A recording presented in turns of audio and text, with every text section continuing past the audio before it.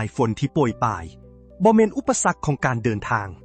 แต่มันคือสีสันที่เฮ็ดให้การเดินทางของพวกเฮาเริ่มต้นขึ้นอย่างมีชีวิตชีวาถึงว่าจะมีหมอกหนาและความหนาวเย็นอยู่ปากซ่อง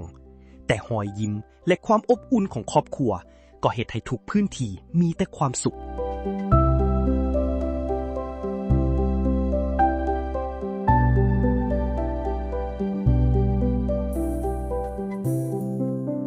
เพื่อนร่วมทางที่ซื่อสัตย์ของพวกเฮาในทริปนี้บ่แม่นรถคันหรูหราแต่เป็นรถจิบคันน้อยๆเก่าๆคันนี้ที่ค่อยๆพาพวกเฮาเคลื่อนที่ไปข้างหน้าตั้งแต่เส้นทางธรรมชาติของปากซ่อง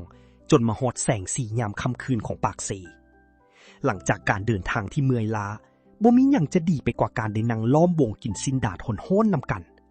เสียงหัวเราะความแซ่บและความสุขง่ายๆแบบนี้บางเทื่อก็มีค่าหลายกว่าสิ่งอื่นใด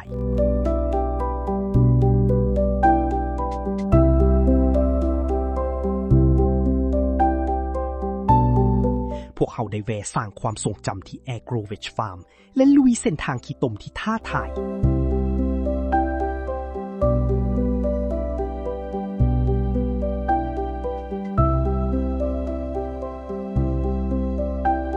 รถคันน้อยคันนี้พิสูจน์ให้เห็นว่าความสุขของการเดินทางบ่ได้ขึ้นกับความหรูหราของพาหนะแต่มันขึ้นกับคนที่นั่งข้างๆและความทรงจำที่พวกเขาได้สร้างร่วมกันการเดินทางครั้งนี้เฮ็ดให้พวกเขาฮู้ว่า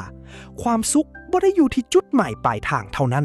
แต่มันอยู่ในทุกๆกิโลเมตรที่พวกเขาได้เดินทางร่วมกันขอบใจทุกรอยยิ้มขอบใจเพื่อนร่วมทางคันน้อยแล้วพบกันใหม่ในการเดินทางครั้งต่อไป